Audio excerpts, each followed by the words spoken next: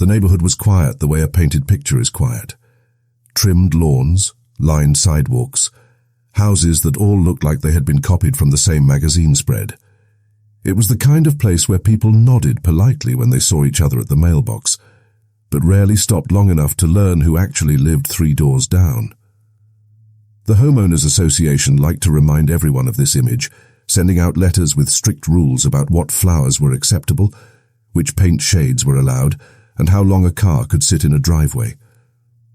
On the surface, it was a peaceful pocket of comfort, but underneath that perfection sat a heavy weight of rules and watchful eyes. The crime did not begin with violence, not in the way people usually imagine it. There was no gun, no break-in, no blood. What began here was quieter, drawn out in paper notices, fines, and meetings that looked more like courtrooms than community gatherings. The first signs of trouble arrived in a cream-colored envelope, folded neatly and slid into a mailbox. It looked harmless, but for the man who opened it, it was the start of something that would turn the whole neighborhood upside down. He had lived there long enough to know how things worked. He minded his own business, took care of his land, and kept to himself. He wasn't loud, didn't throw parties, didn't cause trouble. But for reasons he couldn't quite explain, the board seemed to always have its eyes on him. It started with small things, warnings about the height of his grass, letters about a fence that had been standing since before he even moved in. At first, he thought it was just how the association operated, but the longer it went on, the clearer it became that the pressure was focused almost entirely on him. Around him, the neighborhood kept moving in its usual rhythm. Families walked their dogs, kids rode bikes under the fading orange glow of streetlights. Sprinklers hissed across lawns in the late afternoon. Everything looked picture-perfect, but he could feel the shift in how people watched him. Some neighbors avoided eye contact altogether, pretending they didn't see the envelopes piling up in his mailbox. Others gave him that uneasy half-smile that carried more pity than warmth. It was the kind of isolation that doesn't happen overnight, but builds slowly, one small gesture at a time, until the silence is louder than words. The board members, those who ran the association, carried themselves with a different kind of confidence. They were the type who loved rules because rules gave them power. Their meetings stretched late into the night, voices rising over points of order and violations that seemed too small to matter anywhere else. For them, authority wasn't just about keeping the neighborhood tidy. It was about control. Control over who fit in and who didn't.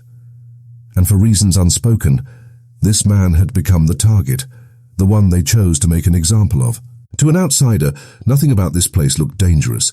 It wasn't the kind of neighborhood where police sirens echoed or crime scene tape blocked the streets. But danger doesn't always announce itself with flashing lights. Sometimes it creeps in quietly, dressed as bureaucracy, wearing the mask of community rules. The letters that arrived in his mailbox didn't look like weapons, but each one carried a sharp edge, cutting away at his patience, his dignity, his sense of belonging.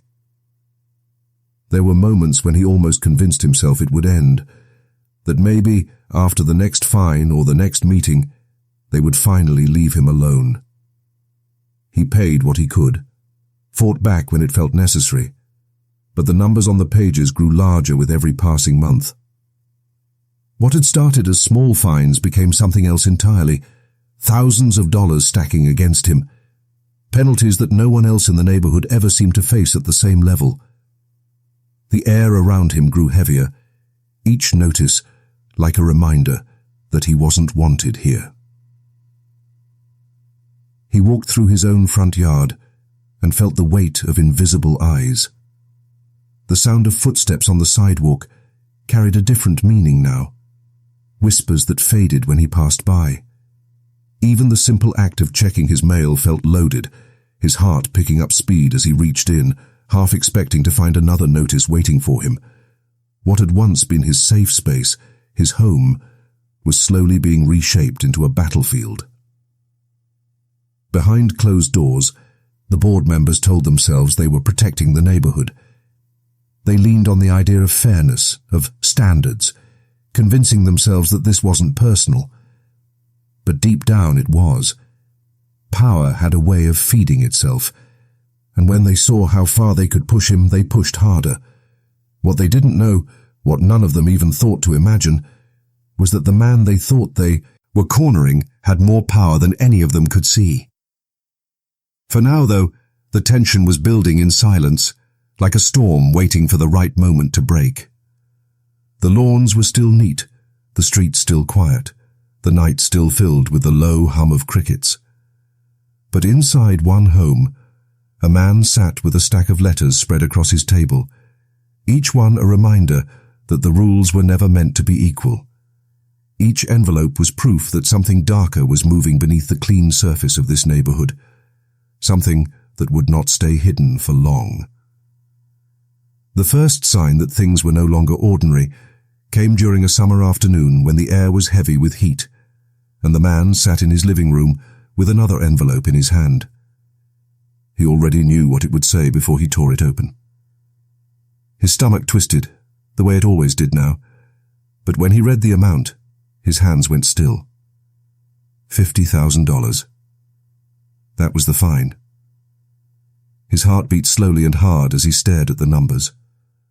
A man who'd lived his life quietly, who never disturbed anyone, was now being treated like he was a criminal on his own property. He set the letter on the table with the others, his jaw tightening as the pile in front of him grew taller, like a monument to everything he had endured in silence. It wasn't just the fines anymore, it was the way the board members seemed to single him out with more determination each time. When one neighbor left trash cans on the curb for days, nothing happened. When another parked their boat on the street for weeks, no fines came. But when his lawn showed a few patches of dry grass after the heat wave, a letter arrived immediately. When his nephew parked his car overnight in the driveway, another warning appeared. The unfairness wasn't subtle. It was deliberate. The man noticed how meetings had changed too. At first, the gatherings were stiff but civil, the kind where neighbors argued about landscaping budgets or noise complaints. Now, when his name came up, the room felt colder. He could feel the stares. Some board members leaned forward, sharpening their words like knives, accusing him of disrespecting the community. Others looked away, unwilling to meet his eyes, but unwilling to defend him either. It became clear that these people weren't just enforcing rules, they were using them as weapons, and he was the target. What made it worse was the way the neighborhood began to turn against him. Gossip started in quiet corners. A story here, a rumor there. Someone said he had money troubles. Someone else whispered that he was planning to abandon the house altogether. Every time he walked down the street, he could feel the weight of eyes following him, even though the voices lowered when he passed. A place that was supposed to feel like home had become a stage where he was cast as the villain without ever choosing the role. The external pressures only grew heavier. The man worked long hours, often coming home drained, only to find new warnings stacked in his mailbox. His bills were mounting, the fines adding up to an amount that could bury anyone. His mind replayed the words from the meetings, the pointed fingers, the laughter that sour. Time slipped out when he tried to defend himself. It wasn't just about money anymore. It was about power, about humiliation, about people who enjoyed watching him bend under the weight of their rules. There were whispers of deeper reasons, things the board never said out loud but carried in their eyes. He knew that being a black man in a neighborhood run by people who looked nothing like him played a role they would never admit. No one would write it down in the letters, but the undertone was always there, dripping into every accusation, every fine, every so-called violation. That silent prejudice added fuel to everything else, turning what should have been small disagreements into a campaign of control. The tension began spilling into his personal life. Friends he once had stopped visiting, afraid of being seen at his house and drawing attention to themselves. His family told him to let it go, to pay whatever he could and walk away, but something inside him refused to bend any further. He had worked too hard, lived too carefully to be treated like this. At night, lying awake in the silence of his home, he thought about the way the board members looked at him, not as a neighbor, but as a problem they wanted to erase. And the longer it went on, the more he knew he could not let them win. The board, meanwhile, was unravelling in its own way. Some members pushed for harsher penalties, proud of the way they had kept him in line. Others started to feel uneasy, though few admitted it out loud. One man on the board remembered a time, years back, when he had missed a payment and nearly faced foreclosure, saved only by luck and a sympathetic vote. He thought about that when he saw the growing stack of fines against his neighbour. But fear of being cast out himself kept him quiet. The board fed on silence, and silence was all they got. The breaking points came in small but powerful moments. One night, the man arrived home to find his fence marked with spray paint, words he didn't repeat, words that cut deeper than any fine. He stood in the yard staring at the letters, feeling his hands tremble with anger, his chest tight with something that felt like both rage and exhaustion. The association dismissed it as kids being kids, unwilling to see it for what it was. But he knew better. It wasn't random. It was another reminder that he didn't belong, not in their eyes. Another time he attended a board meeting determined to speak for himself. He stood before them holding the stack of letters and asked why he was being treated differently. His voice was calm at first, measured, but as he laid each envelope on the table, the room grew restless. Some avoided his gaze, others smirked, and when one board member leaned back in his chair and said, "Maybe if you kept up with the rules, we wouldn't be here," the man felt something inside him snap. He didn't raise his voice, but his words cut deep. "One day, you'll regret this. Every last one of you." The silence that followed wasn't the silence of respect. It was the silence of people who had no idea what storm was about to come. Behind all of this, hidden in the shadows of his own past, was the truth he hadn't yet revealed. This land, this neighbourhood, wasn't what the board thought it was. The man had more history here than any of them knew, more rights than they imagined. While they tightened their grip around him, mocking his struggles and piling fines on his back, they never realized that the very ground beneath their houses held a secret connection to him. A truth that, when revealed, would turn their world inside out. Until that day came, though, the pressure only grew. The fines climbed toward a staggering $250,000, a number so absurd it sounded like fiction. Every envelope pushed him further toward a decision he knew he would have to make.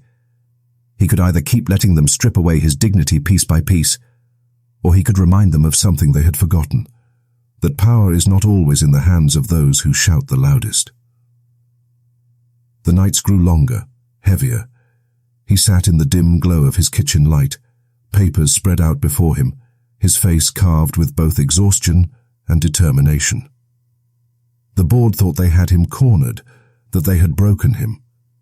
But what they didn't see was the shift inside him, the slow-burning resolve that was no longer asking for fairness, no longer waiting for understanding. It was a quiet, steady decision forming in the shadows, a plan that would bring every hidden truth to light. And while the neighborhood still looked perfect on the outside, lawns cut, porches swept, sprinklers humming, the cracks were spreading beneath the surface. What began as a feud over fences and grass had transformed into something darker, something charged with history, power, and the weight of injustice. The storm was no longer waiting. It was here, circling the neighborhood in silence, ready to strike. The night it all came to a head was not stormy, not marked by lightning or thunder, but it carried a strange heaviness in the air, the kind of weight that presses down on your chest before anything actually happens. The meeting was supposed to be routine, another board gathering in the clubhouse at the edge of the neighborhood. The fluorescent lights inside buzzed faintly, humming against the silence that settled when he walked in. He carried a folder tucked under his arm, his expression unreadable. People shifted in their seats when they saw him. Some smirked as though they were ready for another spectacle. Others crossed their arms, waiting for him to stumble over his words so they could dismiss him all over again.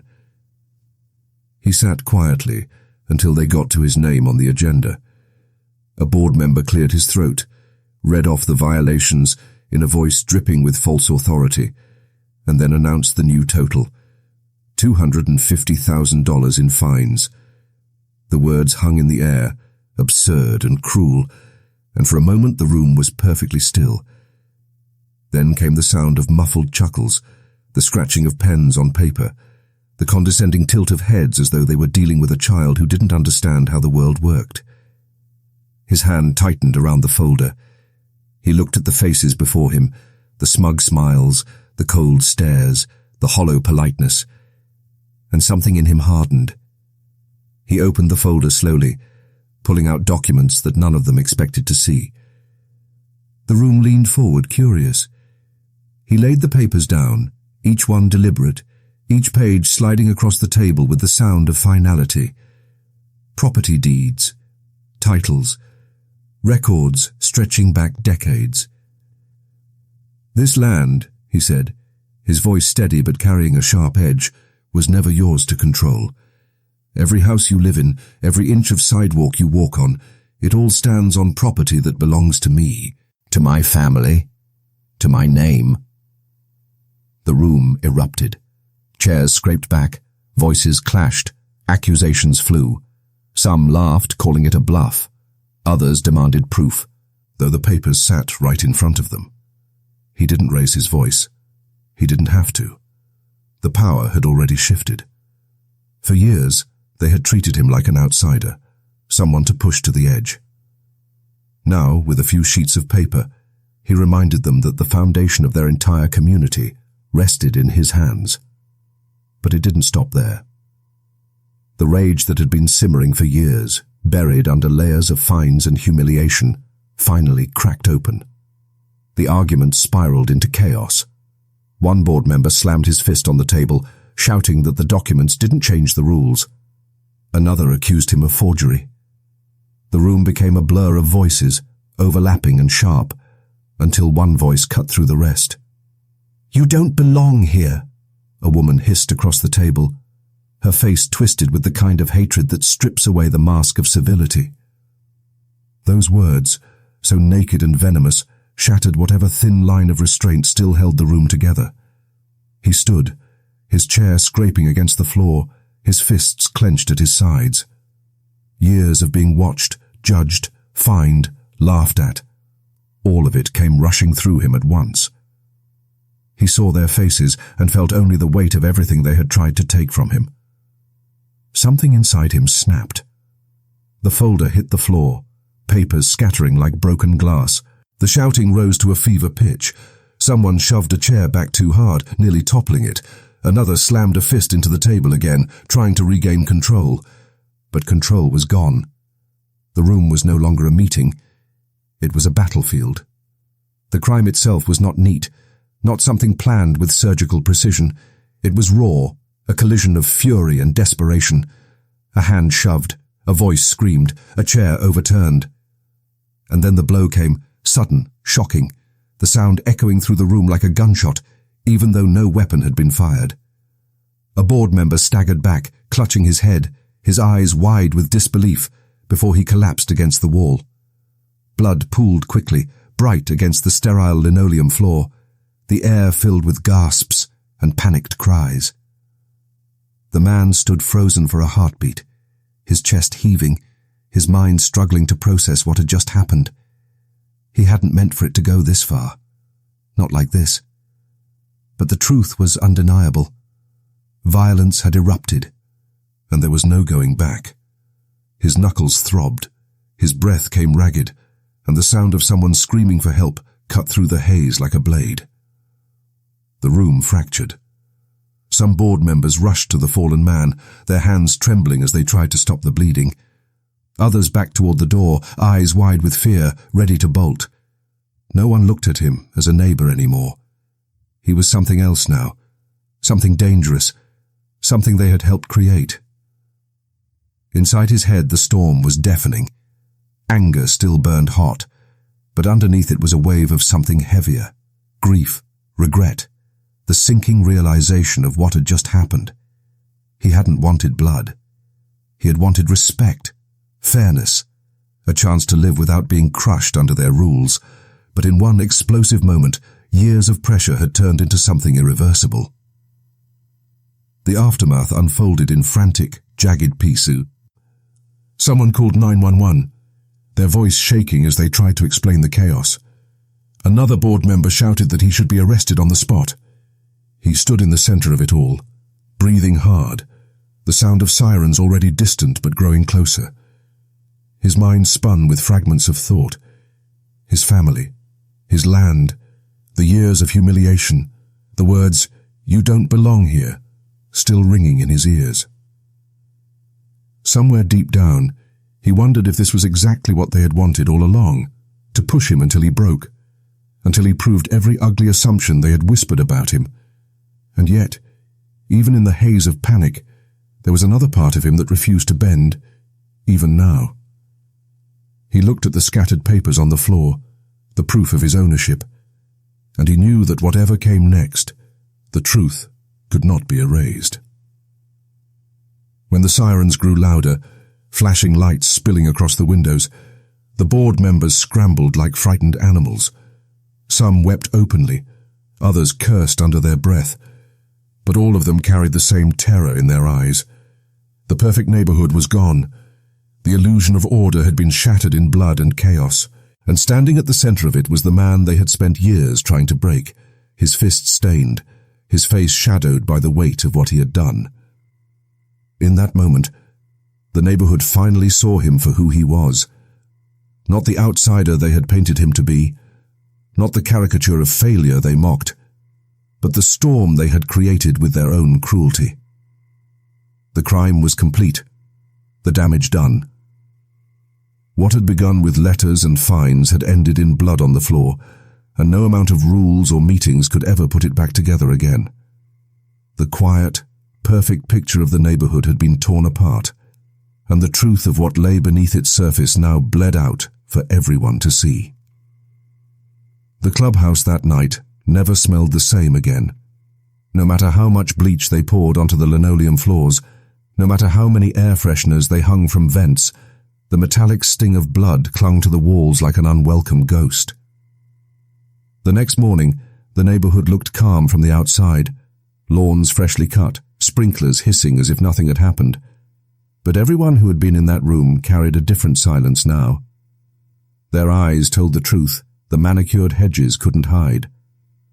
The man was taken away in handcuffs, his face lit by the red and blue glow of squad cars that tore through the quiet streets.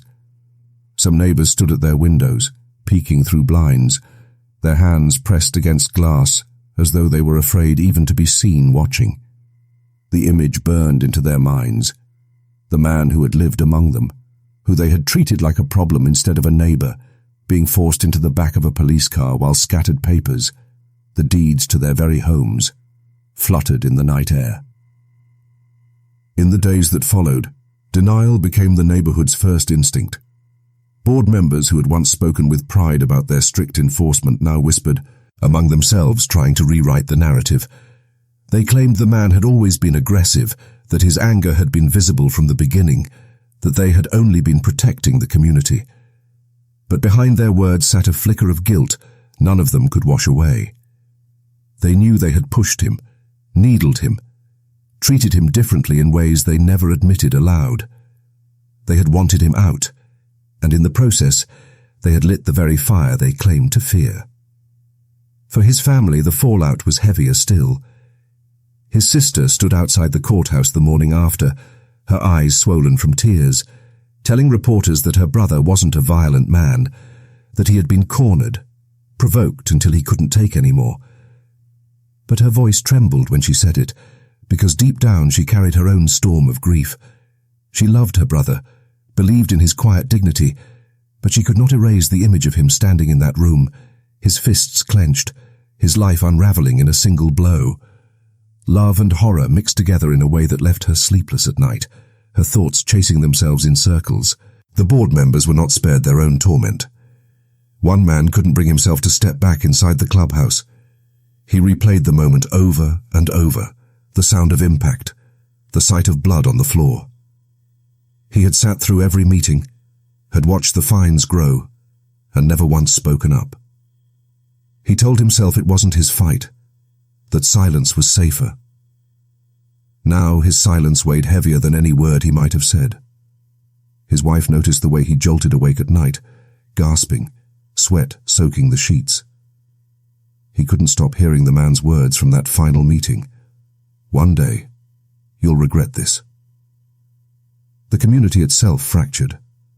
Some residents sided with the board, insisting that rules were rules and that violence could never be excused. Others looked at the long trail of fines, the racial undertones that no one dared name out loud, and began to wonder if the crime wasn't just a breaking point, but the inevitable result of a system designed to humiliate. Conversations at mailboxes turned sharp, neighbors who once exchanged polite waves now crossing the street to avoid each other. The picture-perfect neighborhood had been split in two, its polished surface cracked wide open. The media arrived quickly, their cameras circling the story like vultures. Headlines painted him in different shades depending on who was writing them. Some called him a dangerous man who couldn't follow simple rules. Others framed him as a victim of systemic abuse, driven past the edge by an association that treated him less like a neighbor and more like an intruder. News vans parked along the streets, strangers interviewed residents, and suddenly a quiet suburban block became a symbol of something larger than itself. The weight of public perception pressed down on everyone. The board president, once proud of her strict leadership, found her face plastered on the evening news, her name trending. G online alongside words like racist and abuser of power. She sat in her kitchen with the blinds drawn, sipping cold coffee, insisting to herself that she had only ever done what was best for the neighborhood. But no amount of self-justification erased the knowledge that the world saw her differently now. To strangers, she wasn't a protector of order. She was part of the problem that led to a man breaking under the pressure. Meanwhile, in jail, the man sat in his cell, the reality of what had happened pressing in with every tick of the clock. His knuckles were still bruised, his mind replaying the moment of impact like a film he couldn't shut off. There were times when he felt a sharp stab of regret, a wish that he could rewind, sit back down, and walk away.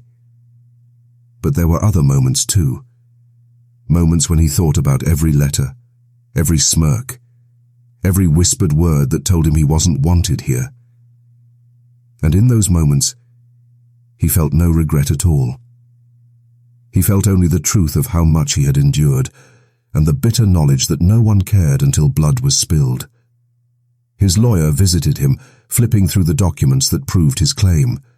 The land had belonged to his family all along, their rights written into records that the board had either ignored or never bothered to research.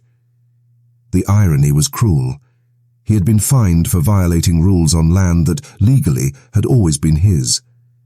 That truth would come out in court, but it would not erase the crime. Papers could not undo blood. The psychological toll spread beyond the individuals directly involved. Children in the neighborhood overheard whispered arguments at night, their parents struggling to explain why police had come, why reporters kept showing up, why a man they had seen mowing his lawn was now on television wearing an orange jumpsuit. Fear seeped into their routines. Parents held their kids closer. Families kept doors locked earlier, and the once open, breezy air of the neighborhood grew tight and suspicious. Guilt hung heavier on some than others. A neighbor who had once smiled politely but never spoken up now found herself lying awake, remembering the times she had seen him picking up those envelopes from his mailbox. She remembered the hesitation in her chest, the urge to say something kind, and the way she always convinced herself to stay quiet instead. She told herself she hadn't been part of it, but in her heart, she knew her silence had added to the weight he carried. As weeks passed, the chaos began to cool on the surface, but beneath it lay scars that would not heal. The clubhouse reopened, though fewer people attended meetings. The board members avoided the subject of that night, focusing instead on budgets and landscaping, pretending that their voices didn't echo against memories of screams. The man's house sat empty, his yard slowly growing wild without his careful hands, a silent reminder that home could be stripped away not just by rules, but by cruelty. The neighborhood's reputation shifted outside its gates too. Where it was once seen as an orderly, desirable community, whispers now followed its name. People spoke about it in hushed tones, about the HOA that pushed a man too far, about the tragedy that turned a place of safety into a stage for violence.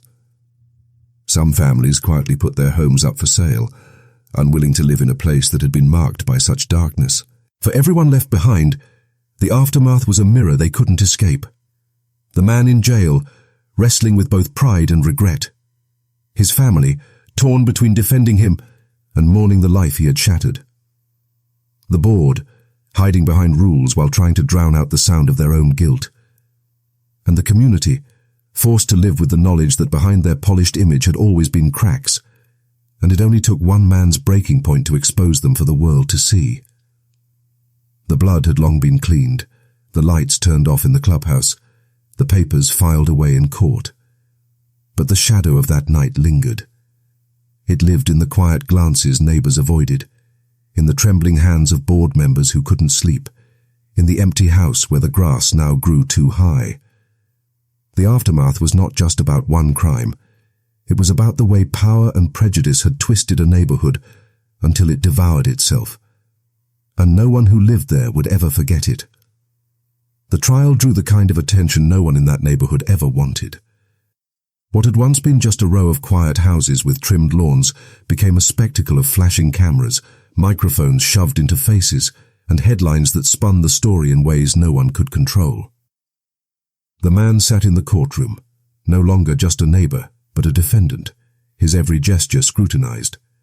The board members sat on the opposite side, some testifying with trembling voices, others with sharp tones that tried to paint him as a monster. The courtroom wasn't just about facts, it was about perception, about who the jury believed and whose story carried more weight. In the end, the legal outcome landed somewhere between tragedy and inevitability. He was convicted, not of murder, but of manslaughter, the court acknowledging the years of provocation, but still holding him responsible for the blood that had been spilled. His sentence was long enough to strip away years of his life, but not so long that it erased the chance of eventual freedom. For him, the verdict was a mixture of bitterness and relief. He had wanted justice, but instead he got compromise. For his family, the conclusion offered no comfort. His sister sat outside the courthouse after sentencing, tears streaming silently down her face. Reporters asked if she thought justice had been served, but she couldn't answer. She had lost her brother to a prison cell and had no way to recover the quiet man he once was. His family carried the weight of shame and grief, caught between love for him and sorrow for what he had done. The board members faced their own consequences, though none were carved into prison sentences. Their reputations were shredded. Neighbors whispered about them in grocery store aisles. Strangers online dissected their decisions, and the world beyond their community saw them not as protectors of order, but as enforcers of cruelty. Some resigned from the board quietly, unable to endure the pressure. Others doubled down, insisting they had only been doing their duty. But no matter how they framed it, their names were stained, tied forever to the story of how $250,000 in fines led to blood on the floor. The community itself never fully healed. Families who once believed they had moved into a picture-perfect neighborhood now saw the cracks everywhere. New rules were passed, softer, more lenient, but they carried the taste of irony. The association was no longer feared the way it once was. In fact, it was mocked in news articles, condemned in editorials, and pointed to as an example of what happens when power is abused. Homes sat on the market longer. Some families left altogether, unwilling to raise children in a place that would always be remembered for tragedy. Beyond the gates of that neighborhood, the case struck a chord with society at large. Commentators debated it on television, asking what it said about power, race, and control in America's neighborhoods. To some, it was a story about a man pushed too far by prejudice and rules designed to suffocate rather than support. To others, it was proof of how violence, once unleashed, never solved anything. The truth, as always, was far more complicated. It was about both, about the way unchecked authority corrodes a community, and about the way anger, however justified, can destroy the very life it seeks to defend. The man himself carried that complexity with him in prison. Letters came from strangers, some offering sympathy, others spitting hate. He read them in silence, his hands tracing the paper slowly, his mind replaying the path that had led him there. He thought often about the land, about the papers scattered across the clubhouse floor that night. It still belonged to him, though now others controlled it in practice. That irony weighed on him almost as much as his sentence. He had won the argument but lost everything else. The victim's family carried a grief that had no clean resolution. They had buried their loved one, stood through a trial that replayed his final moments in painful detail, and now were left with a hole no verdict could fill. For them, the man's conviction did not erase the sound of the impact, the sight of blood, the shock of that night. Their anger mixed with sorrow, their sorrow with exhaustion. They too were caught in the endless cycle of what if. What if the board had acted differently? What if the man had walked away? What if neighbors had spoken up before it was too late? The broader impact lingered in whispers. HOAs across the country faced new scrutiny, questions about the extent of their power, about the lines between community order and abuse.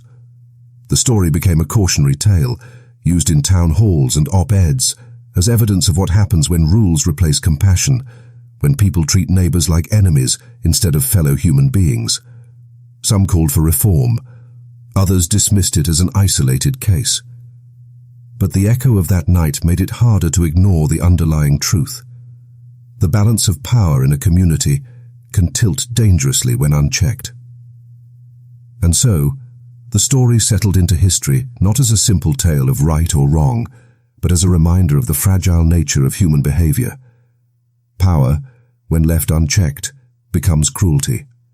Anger, when left unspoken too long, becomes violence.